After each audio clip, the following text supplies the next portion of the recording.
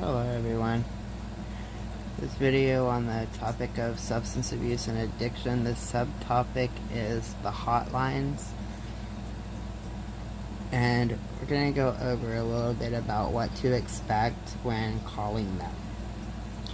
Like some questions that they may have for you and stuff like that.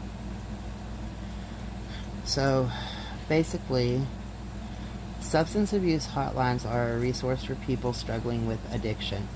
People commonly call the hotline to contact an addiction professional since this is the most accessible path for many people who may not otherwise have regular medical care.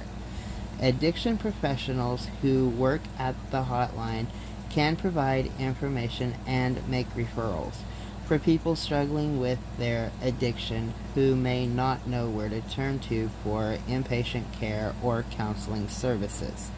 Substance abuse counselors can also provide information and advice for loved ones, such as referrals to local intervention providers and support groups that focus on codependency issues. Substance abuse hotlines are not suitable for 911 and other emergency services, but the professionals who work for them are generally experienced in talking with people in a crisis. In an emergency, a hotline professional may be able to help a caller get in touch with emergency medical or for police assistance. Point the caller toward domestic violence shelter or other resources, or just provide a third-party perspective to help people with addiction issues see the need to escape a potentially dangerous situation. In all cases, the person on the phone with the caller is empathic. Yeah, that word is not going to come out. Empathetic and supportive, and above all, non-judgmental and understanding of what the caller is going through. So what happens when you call a substance abuse hotline? Substance abuse hotlines can take different approaches to the services that they offer, and they vary in the populations they serve, but all hotlines have a few things in common. In all cases, the conversation that takes place on substance abuse hotlines are confidential, and all hotlines are willing to provide information and referrals anonymously if the caller so desires. Substance abuse professionals are not police officers, and the purpose of the hotline is not to get the callers arrested or in trouble with the law. Instead, the hotline workers' objective is to help people who are struggling with addiction to get help by dispensing information and providing assistance without judgment. The substance abuse professionals who work at hotlines are knowledgeable about addiction and related issues, but they're not doctors. The person answering the call at a hotline cannot dispense medical advice or handle an active emergency.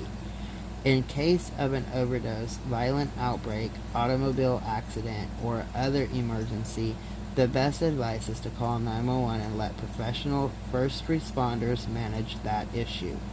The time for the substance abuse hotline is generally later, when it's time to start looking for long-term solutions to addiction disorders. As part of the process of helping callers, almost all substance abuse hotlines do have to ask certain questions to know what kind of help is required. These questions can sometimes feel personal, but callers do not have to give their names, and none of their answers are held against them in any way. Instead, the questions a substance abuse professional asks are a kind of triage intended to determine which resources a caller needs to be connected with most. Specifics vary by hotline, but typical questions include: is your life in danger? Are you in an emergency situation? Which substance or substances are you struggling with? How frequently do you use this substance? How long have you been using this substance? Do you have any other physical or mental health issues? Have you ever sought treatment for substance abuse? Do you want to begin treatment for substance abuse? It is extremely important to answer these questions as honestly as possible. Shading the truth or giving inaccurate information can result in getting a referral to a resource that may not be able to help, or in overlooking a major problem such as a medical emergency. When you call a substance abuse hotline, you should feel free to ask any questions you have about addiction and related issues. These questions are also kept confidential, and you can ask for information without fear of judgment, reprimand, or fear of legal or personal consequences. Substance abuse professionals generally confine the answers they give to subjects they know well and have been trained on, so their answers are likely to be accurate and helpful.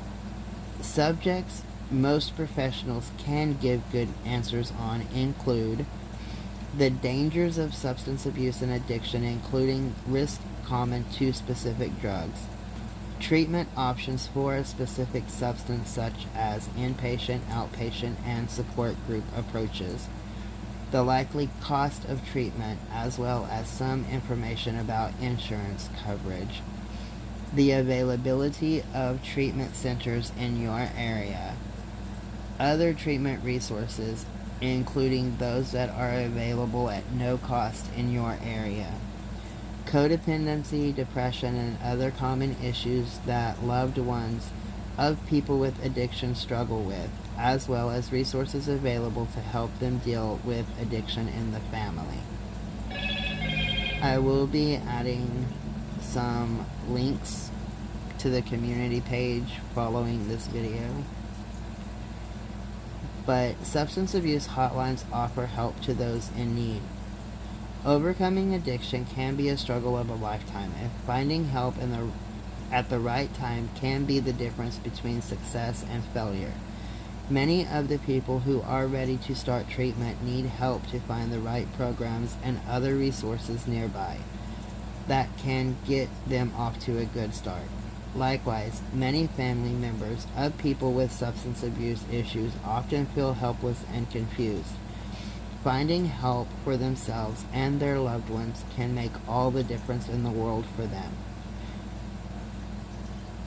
So, I hope that this video has been beneficial to somebody. If you are looking for some assistance, but you have been scared to call a hotline because you think, it'll lead to jail or something like that, that's not what hotlines are about. You can find the resources on the community page. Have a good day, everybody.